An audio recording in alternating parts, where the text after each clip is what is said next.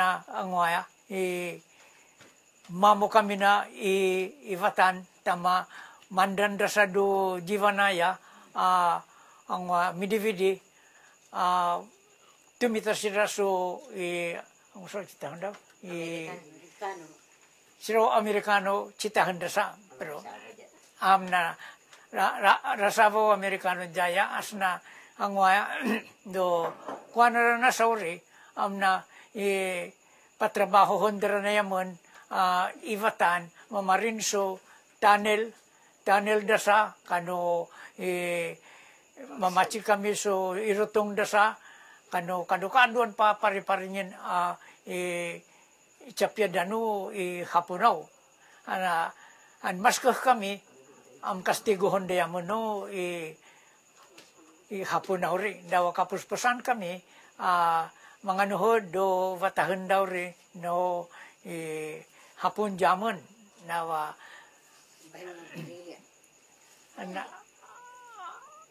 icahan ko na ica kay do naka di pa ako kasam do pag-gerilya di pa ako kasam do pag-gerilya kagerilya do nakapay ni meeting sa ito kagerilya na daw do kayan daw rin dyan no hapon na mabidin kami may trabaho do girado hapon nauri.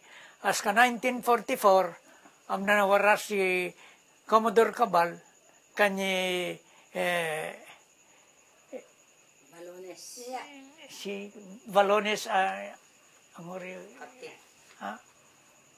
Balones this Lieutenant Balones Givatanaya na daw di koy as kapangorganisan naman dan kapayavayat da jaman akaro kamyam ivana as kapayavayat naman do asa ka lugar amatayo do takoy as ka-organize naman so Bisumi Fighter nung arana Bisumi Fighter anyayam Basko Sabtang Ivana Uyugan Itbayat daw vataw Bisumi di no 6 municipalities nari na dawa do naka-organize na siya na yamo ng Ravo Armas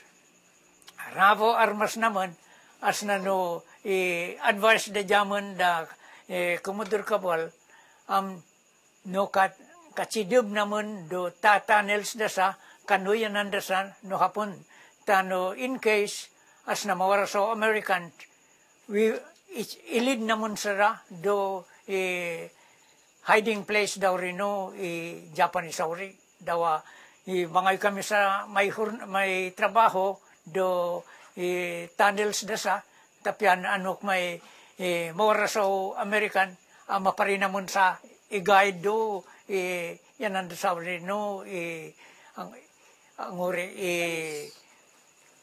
yan ang sa no hapon na uri. May trabaho kami dira. Patrabaho naman, paganda yaman. So, 1 peso do sa karaw. As na, kuwan na sa uri, do, kuwan sa uri na do ito na, ka 1945 na, na, tsaka da Balones, kan Commodore Cabal, kangay dado Luzon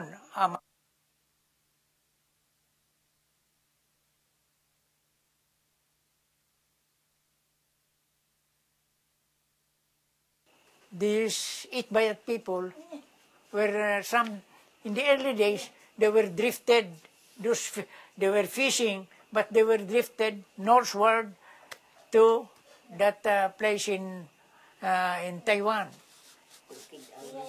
So time to time, the people there are growing. More people are staying there in Orchid Island. At that original, according to the story of the Japanese who came here, it is in the early days. They are from Itbayat. That is why they speak a similar dialect to those people in Itbayat. And Itbayat is somewhat different because they pronounce it different, but we could understand the rest because of different pronunciation. Then our dialect here from mainland to Sabtang, almost the same, Ivatan. We speak here Ivatan, Tagalog, and English. Because most of the old people here, especially in Batanes, during the American came here, they taught us all English until the war was over, when we were already independent. Most of our dialect that time, we speak English. So most of the old people here knows how to speak English because of the teaching of the Americans before.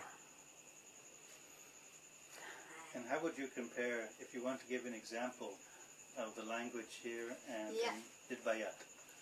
Can you give some examples of some words? I-compare mo kuno language da didit bayat kan no language tajaya do Ivanaya. Ang sumaha mo pay tarkan, payalitan. Ay, didik. Nuto na pa machitarap. Namatapata. Nasano ka pa managdakon. Ay, go. The difference between the dialect there in Itbayat is very different from our dialect here. Because, well, I cannot speak their dialect there because I am not accustomed of their dialect, but it is a little bit different from the Batan dialect. But time to time, when those Itbayat came to our place here, we learn about, some of the people learned how to speak their dialect. And it is very hard to understand their dialect there in Itbayat. Maybe when you went there, very different hearing of their dialect.